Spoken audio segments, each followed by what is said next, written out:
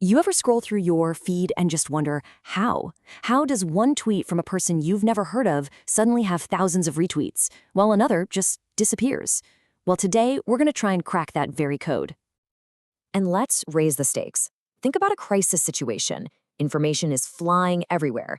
So what's the magic ingredient that makes one message cut through all that noise and go viral, while another, maybe even more important one, just fades away? That's the big mystery we're digging into. So, to get to the bottom of this, a team of researchers basically became digital detectives. They picked a real-world crisis, a huge, complicated one, and decided to listen in on the massive conversation happening about it on Twitter in Turkey. The case they took on, the public conversation in Turkey about the Syrian conflict, and they zeroed in on a really intense period, from 2015 to 2016, when you can imagine this topic was absolutely dominating the online discussion. And when I say they looked at the conversation, I mean they looked at a mountain of data. We are talking about an initial data set of 450,000 different entries. Just let that number sink in.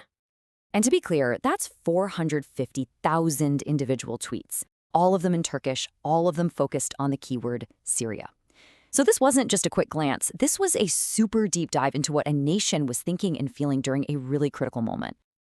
So who was doing all this talking? Get this, it wasn't just a handful of activists or politicians. This conversation involved more than 175,000 unique Twitter users. That's a huge number of people feeling compelled to weigh in. And that's a really key piece of the puzzle, you know? It shows this wasn't some niche, fringe topic. It was something that grabbed the attention of a massive cross-section of society. So with all those voices chiming in, what were the things they were talking about the most? All right, so the first job for our digital detectives was to find the patterns in the noise. They had to figure out, okay, what are the big themes here? What were the topics that consistently got people talking the most? And after sifting through everything, three major themes really stood out. First, no surprise, was armed conflict. The second was anything touching on religious or political hot buttons.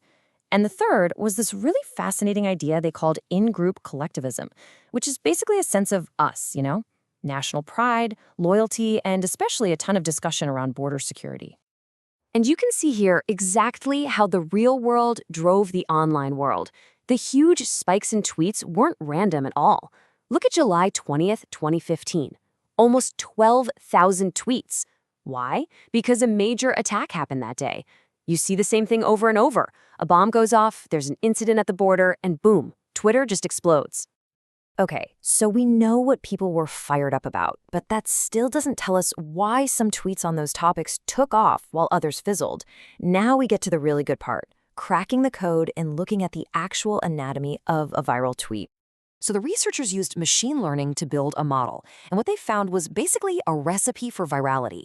They pinpointed 7 key ingredients. Some make total sense, right? Like using a hashtag or including a link, but others are more about tapping into emotion, using politically charged words, or even just using a lot of capital letters to show urgency or anger. They even found that viral tweets use a very specific set of words while avoiding others, and of course, they included the number of followers to see how much that really mattered. So how well did this recipe work? Well, the results are kind of shocking. The model they built could predict whether a tweet would go viral with 86.12% accuracy. That is unbelievably high. I mean, let's just pause on that. By looking at just those 7 features, a computer could tell you, with more than 86% certainty, if a tweet was going to blow up. This is way beyond a lucky guess. It's a formula. And hidden inside that formula was a discovery that pretty much challenges a core belief about how social media works. All right, moving on, because this is where the plot really thickens. When the researchers looked closer at what their model was telling them, they stumbled onto something that basically debunks one of the biggest myths in social media. We all just assume this, right? If you have more followers, you have more influence. More followers means more retweets, period. But when they actually crunched the numbers, that whole idea fell apart. They found no direct connection. What mattered way, way more was the content of the tweet itself. Those 7 features we just looked at.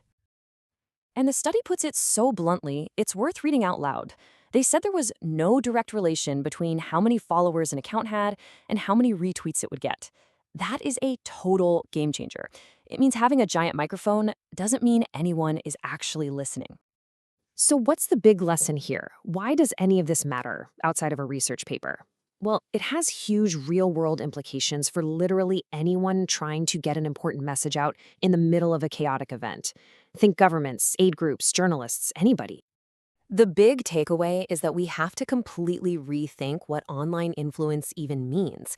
It's not about the size of your audience, it is all about the craft of your message.